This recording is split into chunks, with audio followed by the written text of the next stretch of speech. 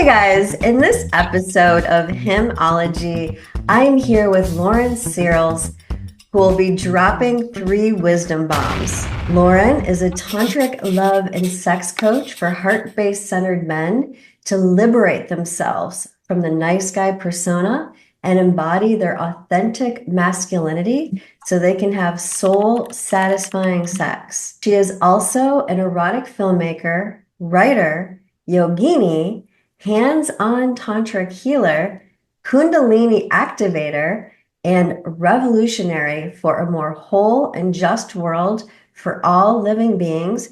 Her new film is Magdalene Remembered. Awesome. Oh, and then for those who don't know me, who might be watching this, I'm Sherry James RN. I help men avoid ED medications, get off of them, or in some cases, get them to work. Well, welcome, Lauren. Happy to be here. Thanks for having me. Sitting there all purple and beautiful and shiny. Yeah, it's my home state, my home color, and also my natural hair color. And it's my birthstone. Like to me, that's like amethyst. All right, so I happen to have wisdom bomb number 1 right here. A man's sexual power and potency is linked to his self-worth. Hmm. I would love to hear more about this. Yes. So when most people and therapists I hear, if you go to an online article, like, oh, how do I have better, stronger orgasms? And it's usually they go into a technique like, oh, you need to breathe like this, you need to squeeze your PC muscles. And they go into technique, but they're not going into the deeper neuronal body mind connection of why their sexual power is cut off in the first place. And I've found through the men and clients that I'm working with that it's usually a self worth issue, and that issue began in childhood with the way that their caregivers treated them. So I work with a lot of men who grew up in an environment with a lot of conditional love. So there was always boundaries. Um, their mother or their father was like, I'm going to love you this much, or I'm only going to love you if you contort and fit into the ways that I find acceptable. And Mhm. so they have to kind of like morph their sense of self and identity to fit into, some kind of love or belonging with their family. And and that really takes a big hit on their own self-identity and self-worth. And then they become a people pleaser. They become, a nice guy. And they're like, oh, can I just endlessly give out of myself to please a woman? Which kind of sounds at first glance really nice. Like, yay, my man is just going to bend over backwards and do whatever he wants for me. But that eventually is very compromising. And I found And a in turn her, off it's a turn off eventually. eventually. Eventually, it, it is a turn off. And what it means is he doesn't value himself. And it's like, Yeah. whoa, we want men that value themselves. We want men that respect themselves and are like, no, I actually can't do this for you. And here's what I need. And normalizing men's needs of like, oh, they have needs too. Yeah. Yeah. Gotta have that backbone Got and sacred no. And it's such a turn on when you get to bump up against a man and you don't get your way all the time. it. Yep. Yeah, as kind of an alpha queen archetype, I I do attract kind of nice guy personas. And I do enjoy a certain level of acts of service. And that is a love language of mine. But it's when it's coming from an empty cup or when it's coming from a not a holistic sense of self-value. And then, like you said, not holding his own backbone, like not holding Yeah. self, that it sacrifices something in the relationship and it can sacrifice. self-confidence in the bedroom. Definitely. I find that when it's performative and there's not an authenticity behind it or an energy behind it that we can really feel, and it's coming from that place of performance, it's very hard to receive. Yeah, it's not going to, they do it to ensure connection. They Right. do it so they have more value to you. And if you kind of smell that or sense that underneath, it's not affirming the connection. Nope. No, because it's not authentic. Yeah. Yeah, definitely. Yeah. I think we're ready for wisdom bomb number two. Absolutely. Yes. All right. Women don't always remember what a man says. They remember how a man makes them feel. Yes. I know you and I are tantrika bikini material, and it's like we can't not be. And I think the tricky thing for men is Tantra is not necessarily goal oriented. So the male mind typically works on winning and goals. So when we're talking here about, what do you think he's getting out of it? What are you getting out of it? And it feels very balanced. I hope that creates a little bit of curiosity in the listener. Hmm. Absolutely. So, one of my favorite people to interact with in my community, I live in an intentional community in Hawaii, is I would say he is a little bit of a womanizer archetype. But what he does is he's so good at dropping deeply into presence and connecting with you in that and like holding you in that and being like, Lauren, how are you? And he holds me close and he kind of he kind of like whispers something in my ear and like he's a seducer. He's a total like friendly seducer archetype. And he does this to a lot of women because women actually trust him. He's doing it from not a place of trying to get women in bed, but just like, I'm going to just love up this woman right now and transmit a feeling of romance. And I just went on a first date. It went really well. I liked him. I'm attracted to him. But we talked the whole time. He didn't touch me once. And I'm just kind of like, huh, that's interesting.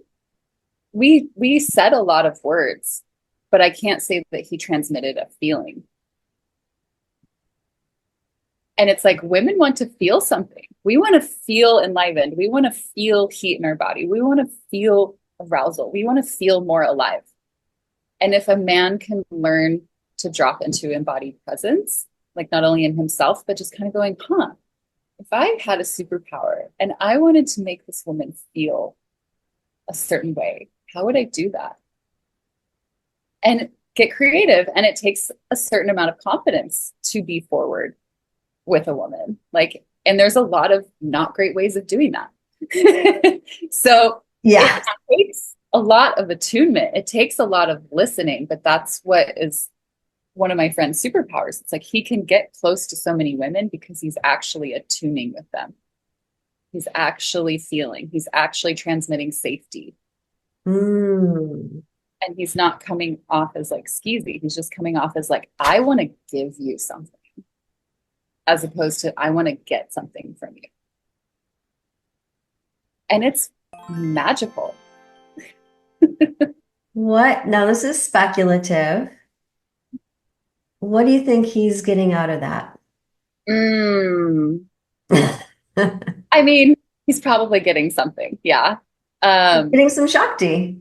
Yes. Yeah. Yeah. Yeah, those Shakti hits. Yep. But I'm getting a Shiva hit, so I'm super happy. So it's a nice mutual exchange. Hmm. Yeah, I feel it sounds like it's pretty clean. Hmm. Nice. Like non-agenda based. Yep. Yeah. Interesting. It's all right. So let's go to wisdom bomb number three. If a man hasn't reached his sexual potential yet, it's because it's infinite. I Yeah, can't wait to hear this. we can expand into infinite amounts of pleasure, types of pleasure, energy orgasms, activate our Kundalini body. Like pleasure is a gateway to the divine, Yeah. to the infinite. And so I think that's what's so intriguing, and that's what draws us towards it. That's why it's such a driving force. Like Eros is this creation life force. And if you're used to a certain type of pleasure or amount of pleasure or pleasure capacity, just know it can be stretched and opened. Just know there's another layer. Just know there's always another level of expansion. And that's why it's important to work with a tantric practitioner, somatic practitioner, coach, dakini, healer, so that you can discover and expand and open yourself to this spectrum, which is just delightfully infinite. And particularly, I'm inviting in the energetic realm because it's unseen and maybe the most difficult for some men to access. And they might not even know that it exists. They're like, what's energy or what's an energy orgasm? Um, because there's different erotic blueprints and, there might be a sexual blueprint and not be like, oh, there's this other whole realm of energy exchange. Well, and this is 100% the benefit of working with a tantrika. And having them as a guide. So I've always said that, you can read a book about love or you can actually fall in love. And it's a very big difference. So when you are working with a skilled, experienced, seasoned, clean energy tantrika, she can take you to the divine in essence. And I know you and I have taken men there. Like right, this is the deepest level of my work besides, healing ED. And it's it's fun, isn't it, when a man starts to feel, I call it like a relaxed aliveness or a relaxed arousal, like that really beautiful tantric energy building in his body. And he's like, whoa, like I didn't even know this was possible. I love that you said relaxed aliveness or relaxed arousal because there's sympathetic arousal that is pushing towards orgasm. Mhm. And then there's parasympathetic arousal, which is, oh, I can loop this energy in my nervous system over and over again.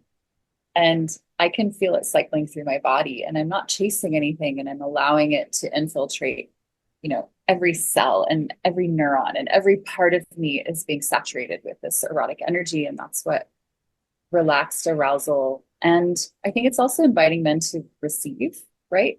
In that sense, they're deeply receiving, which is a whole other reprogramming of like, hey, um, you can receive too. Like they don't always have to be in the giving position. And I think that's a really beautiful, um, unique thing that we offer to men of like, hey, let me Yeah.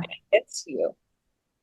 And receiving is the fullness of giving, right? It's like you give to the feminine, she recycles it and she expands it and she gives it back to you. Yeah, that's the beautiful masculine, feminine, divine Dance. dance Yeah. feedback loop. Yeah. Amazing. And when a man is walking around with that energy circulating, it's so attractive to women. I'm sure your clients have commented back to you. My clients have, like, I can barely walk through an airport. I mean, there's just women approaching me, and I'm like, that's that energy that you've been building. It's very powerful. It's very charismatic in a lot of ways. Mhm. Yeah. And so is having a high level of self-worth.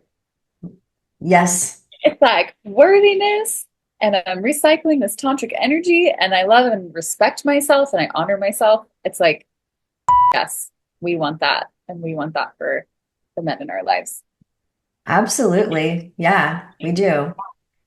Well, unless you have anything else, I feel like those were really powerful wisdom bombs. I feel that we gave men a taste of what's possible that they may not have known is possible.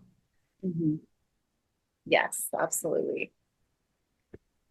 So, is there anything that you're working on now that you want to promote? I mean, what do you want to call to you? Yeah. Well, I'm always available for somatic embodiment coaching for men. So you can go to my website, eroticconfidence.com. Yeah, Yeah. So you can yeah. apply for the Sexually Confident Man program. And it's a 10 series program where I work with you one on one over Zoom and give you tantric self pleasure practices and home play. And you get to feel this energy. Woo, my ring just dropped. You The get to feel energy's this. rising. Woo! Yes. So where you get to cultivate this energy on your own and expand it um, in your own body. And you can also apply that to a partnership. Amazing. Well, thank you so much for bringing in the wisdom and the amethyst crystal energy tonight. So thank you. Yeah, thank you. It's an honor to be here. Glad to drop a few wisdom bombs and hope to connect with some beautiful men. Hey, you. Hey, guy, who's learning about sexual health, mixed in with some Tantra, mixed in with some 5 elements of Chinese medicine and some Western medicine. I want to let you know something. I would love it if you would hit my subscribe button and the notification bell. That way, you're going to know when new content is posted every Friday.